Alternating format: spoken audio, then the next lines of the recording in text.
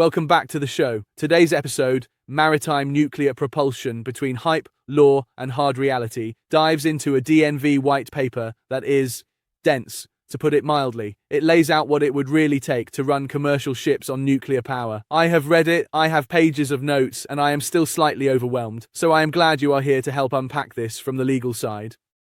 It is a rich document. You have technology, finance, safety, proliferation concerns, and then the entire overlay of maritime and nuclear regulation.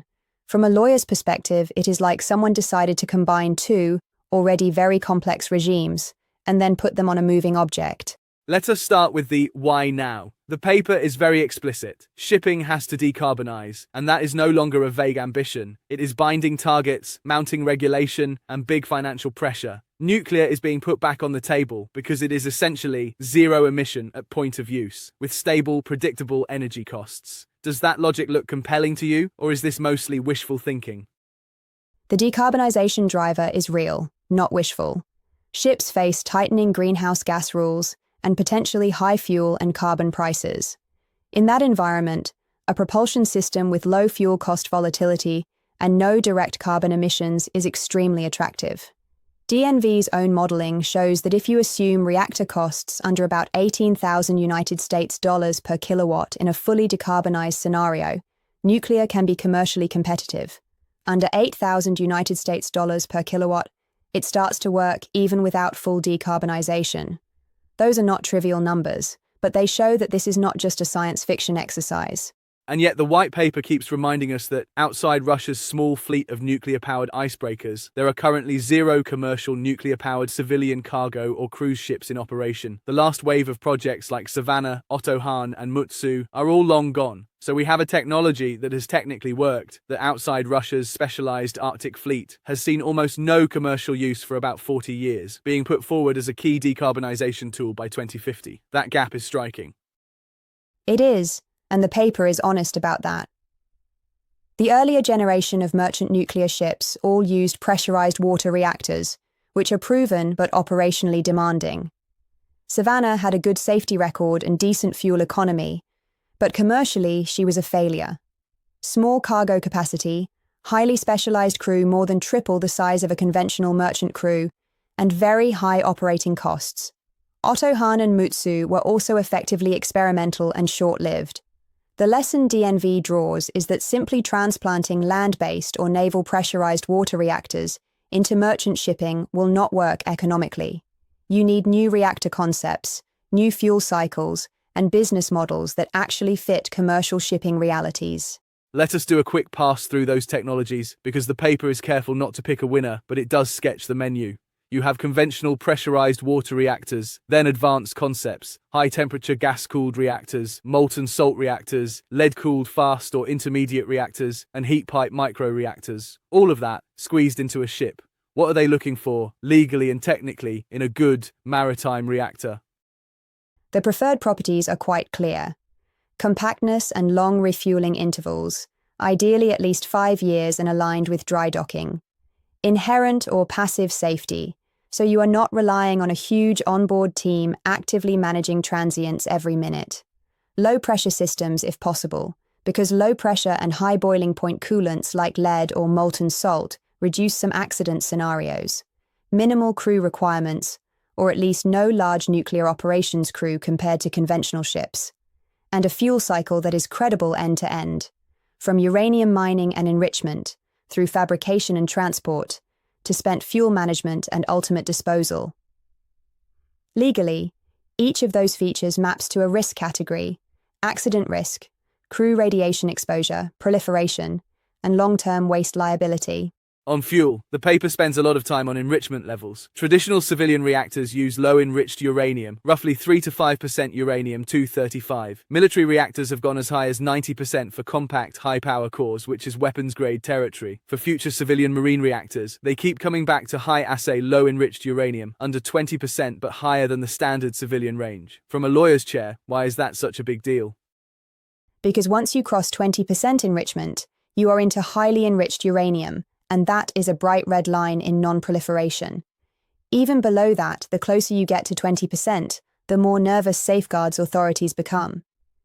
DNV notes, that higher enrichment makes reactor cores more compact and extends refueling intervals, which is operationally ideal for ships.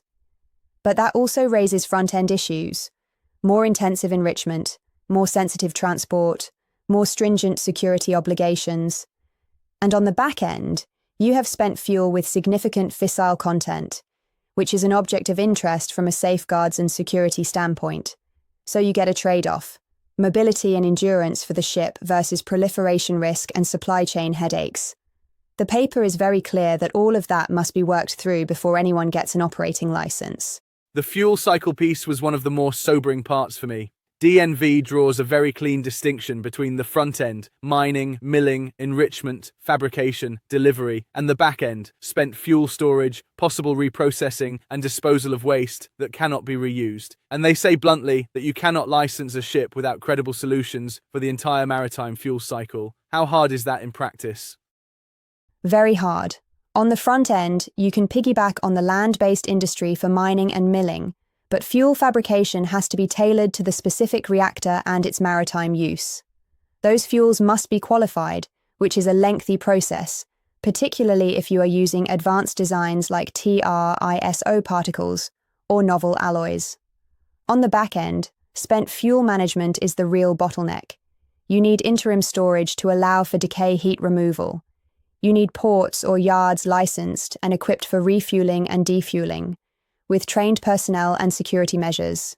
And you must decide whether you are running an open fuel cycle, meaning once through to disposal, or building and reprocessing, which has proliferation implications and is currently practiced by only a few states. DNV is explicit. Storage and disposal of spent fuel are fundamental not just for regulatory compliance, but also for public acceptance. Without that, there is no credible business or legal case. Let us talk about who actually does what. One big theme in the paper is that, unlike land-based nuclear, where everything is deeply national, shipping already has a mature international framework. The United Nations Convention on the Law of the Sea, SOLAS, MARPOL, the Code of Safety for Nuclear Merchant Ships. Classification societies acting as independent third parties. That is presented almost as an asset for nuclear. Do you buy that? I do, with caveats. On the maritime side, the roles are well established. Flag states certify ships and issue, for nuclear vessels, certificates under instruments like the International Code of Safety for Ships using nuclear power, the Nuclear Code, including types such as a nuclear passenger ship safety certificate or a nuclear cargo ship safety certificate. Coastal and port states enforce safety and environmental standards and can regulate port access and emergency preparedness. Classification societies sit between regulators, yards, and owners, providing an independent technical assurance layer. On the nuclear side, everything is national. The International Atomic Energy Agency sets standards, runs safeguards, and provides guidance, but each state has its own regulator, legislation, and licensing process. There is no global nuclear flag state. DNV's argument is that for ships, you have to mesh these two systems. You still have a national nuclear regulator issuing a license for the reactor and fuel, but you also need the flag administration applying SOLAS Chapter 8 and the Nuclear Code, and likely delegating tasks to a classification society.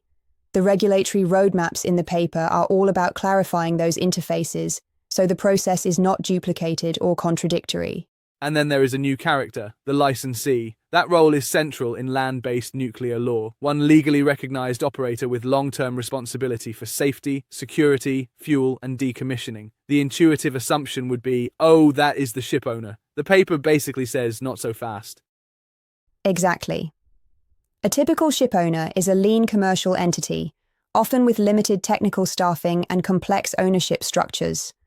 A land-based nuclear licensee is usually a heavily resourced operator with deep technical capability and 24/7 responsibility for a single plant. DNV notes that transplanting the nuclear licensee model into shipping implies very demanding obligations for whoever holds that license. Safety culture, technical competence, financial solidity, and liability cover far beyond today's shipping norms. That pushes you toward alternative models, like the solution provider concept they reference, a dedicated service company that owns or leases the reactors, manages fuel, operation, maintenance, and end of life, and sells propulsion as a service to ship owners. Legally, that could be more natural.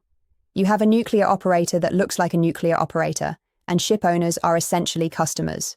There is an interesting tension there. Shipping has historically been brutally commercial and fragmented. Nuclear has been state-backed, heavily regulated, and concentrated. The paper really leans into that cultural clash. Let us pivot to the cost story, because that is where the commercial rubber meets the road. DNV goes through recent land-based projects, costs from $2,000 to $3,000 United States dollars per kilowatt in China and South Korea, up to $14,000 to $16,000 in the United States and United Kingdom, with very large overruns in the West. Productivity issues, rework, immature supply chains. But then they say, shipyards could be different. What is the logic? Two main points. First, shipyards already operate more like factories. Assembly lines, permanent skilled workforces, standardized hulls. That is much closer to the mass production environment that small modular reactor advocates say is needed to cut costs. Second, if you standardize the reactor modules and the vessel designs, you can move from first of a kind to nth of a kind more quickly, which dramatically improves learning rates and reduces rework. Bolisetti and colleagues, as cited by DNV, suggest that with proper mass production and learning, costs can be cut by a factor of 4, roughly a 75% reduction. DNV then uses that logic to explore scenarios where shipboard reactor costs fall into that $8,000 to $18,000 United States dollars per kilowatt band, and shows that in decarbonization scenarios, nuclear can capture a meaningful share of the world fleet, especially on large energy-intensive segments like container ships, bulkers, roll-on roll-off vessels, and cruise ships. But a lot of assumptions are baked in there. One that jumped out at me was crew size. They assume only about $2.5 million United States dollars per year in extra operating cost for a nuclear vessel, covering fuel, decommissioning funds, remote monitoring, and any additional crew. And they explicitly say they assume no significant increase in crew compared with a conventional ship. Given what we know about historical nuclear ships having huge crews, that feels optimistic. It is optimistic, and DNV acknowledges that.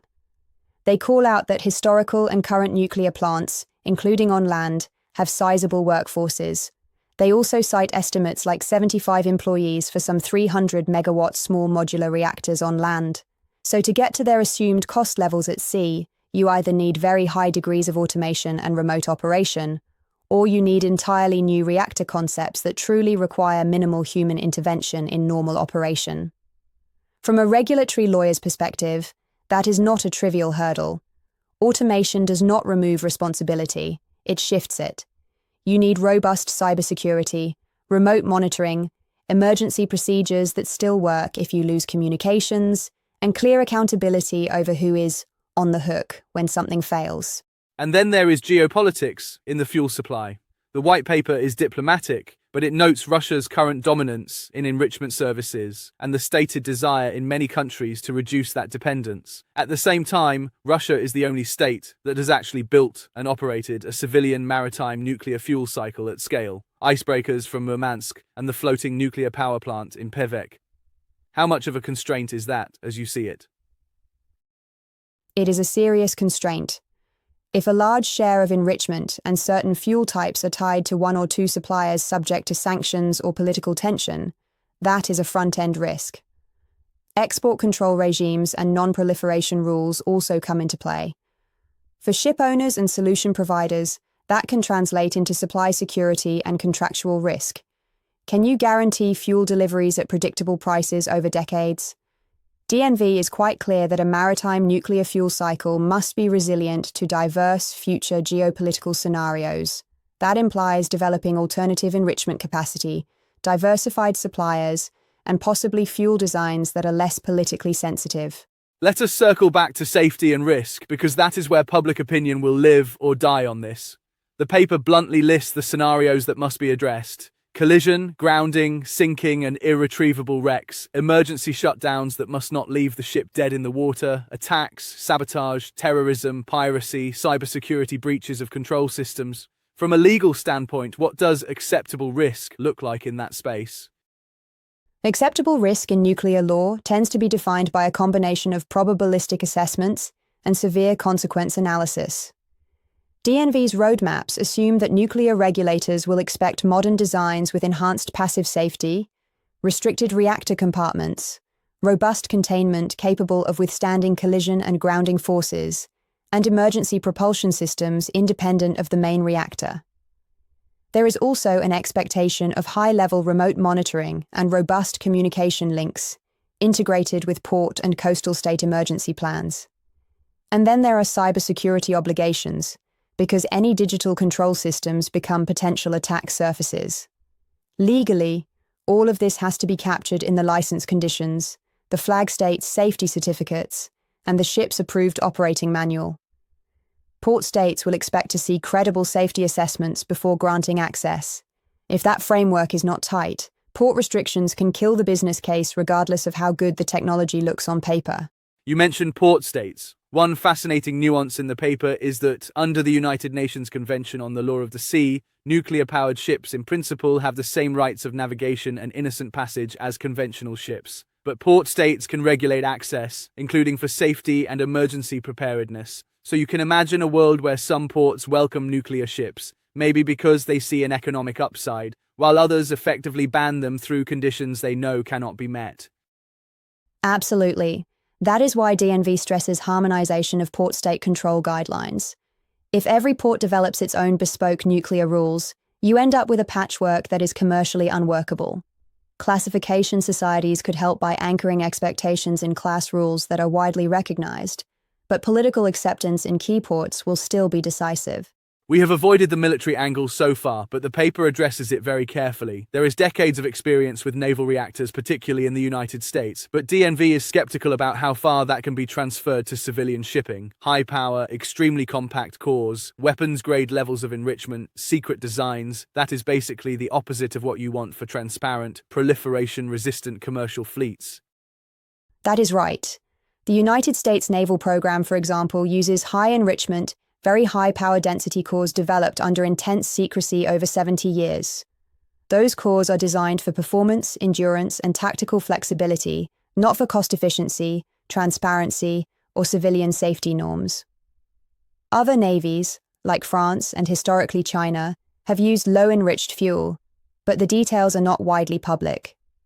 DNV's view is that, except for some generic learning on reactor operations at sea, naval designs are a poor template. In fact, the paper asks whether military buildups in naval nuclear propulsion might complicate civilian efforts, because they can drive proliferation concerns and limit the political appetite for wider maritime nuclear use.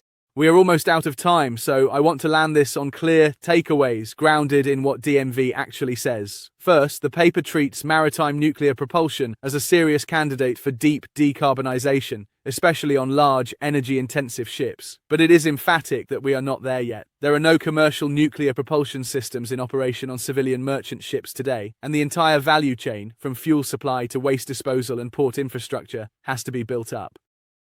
Second, the technology choices matter profoundly. Pressurized water reactors are the dominant design with a maritime track record, but they are manpower-intensive and complex. Advanced concepts like molten salt, lead-cooled, and heat pipe reactors might offer lower complexity, higher efficiency, and more inherent safety, but they are far less mature. Whatever is chosen must support compactness, long refueling intervals, passive safety, and minimal crew requirements, and it must fit into a licensable fuel cycle. Third, regulation is the make or break issue. You need a coherent regime that fuses international maritime law with national nuclear law, clarifies the roles of nuclear regulators, flag states, port and coastal states, classification societies, and the new licensee or solution provider, and does so in a way that other states will recognize. DNV's timeline suggests that even with coordination, first projects may take a decade or more from concept to operation. And fourth, cost and business models will decide whether any of this scales. DNV's analysis suggests nuclear reactors for ships must reach costs in the single-digit to low double-digit thousands of United States dollars per kilowatt to be competitive, with higher costs tolerated only in aggressive decarbonization scenarios. Achieving that depends on standardized, mass-produced small modular reactors, efficient shipyard assembly, stable fuel supply, and very careful management of crew, safety, and liability costs. Underneath all of that is a constant refrain. public trust. The paper is clear that assurance, independent, technically competent assurance, is not a nice to have. It is the mechanism by which this technology, which carries high inherent risks, can earn permission to operate. Thank you for walking through this with me. It is one of those topics where the engineering, the law, and the politics are completely entangled. They are, and that is what makes it so challenging and so interesting. Nuclear propulsion for commercial ships is not inevitable, but if it happens, it will be because all of those dimensions were handled together, not in isolation. We will leave it there. Thanks for listening and for sticking with a very dense but important topic. See you in the next one.